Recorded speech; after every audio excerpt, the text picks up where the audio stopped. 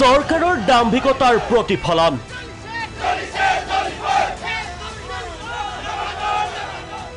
অচল স্তব্ধ ৰাজ্য ব্যাহত হৈ পৰিল ৰেল সেৱা চৰকাৰৰ আকুৰগুজ নীতি আৰু অসমীয়াক কৰা বঞ্চনাৰ বাবে ৰাজ্যত আকৌ অসম আন্দোলনৰ পৰিৱেশ এক প্ৰকাৰ অচল হৈ পৰিল প্ৰশাসন ৰেল সেৱাও অচল কৰি দিলে ৰাজ্যৰ হাজাৰ হাজাৰ প্ৰতিবাদকাৰীয়ে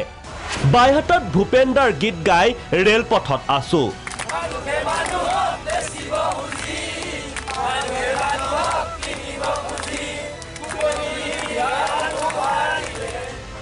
পুথিমাৰীত ৰেল অৱৰোধ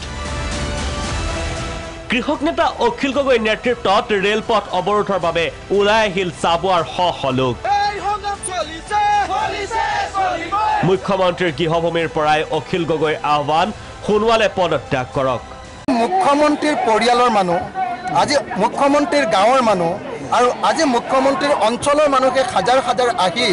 এনেকৈ চাবুৱাত আহি এনেকৈ সম্পূৰ্ণৰূপে পথ অৱৰোধ কৰিছে আৰু তাৰ পাছত মুখ্যমন্ত্ৰীৰ একমাত্ৰ ৰাস্তাটো হ'ল তেওঁ অনতিবিলম্বে মুখ্যমন্ত্ৰী পদৰ পৰা পদত্যাগ কৰিব লাগে তেওঁ ব্যৰ্থ মুখ্যমন্ত্ৰী তেওঁ আৰু কোনো পধ্যে আমাৰ শাসনৰ গাদীত থকাৰ অধিকাৰ নাই ঢেকিয়াজুলিত আছুসহ ৩০ সংগঠনৰ ৰেল অৱৰোধ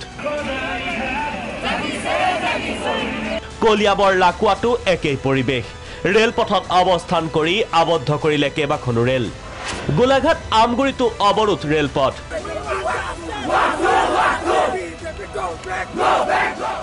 মৰাণত আবদ্ধ নিউ তিনিচুকীয়া ৰঙিয়া এক্সপ্ৰেছ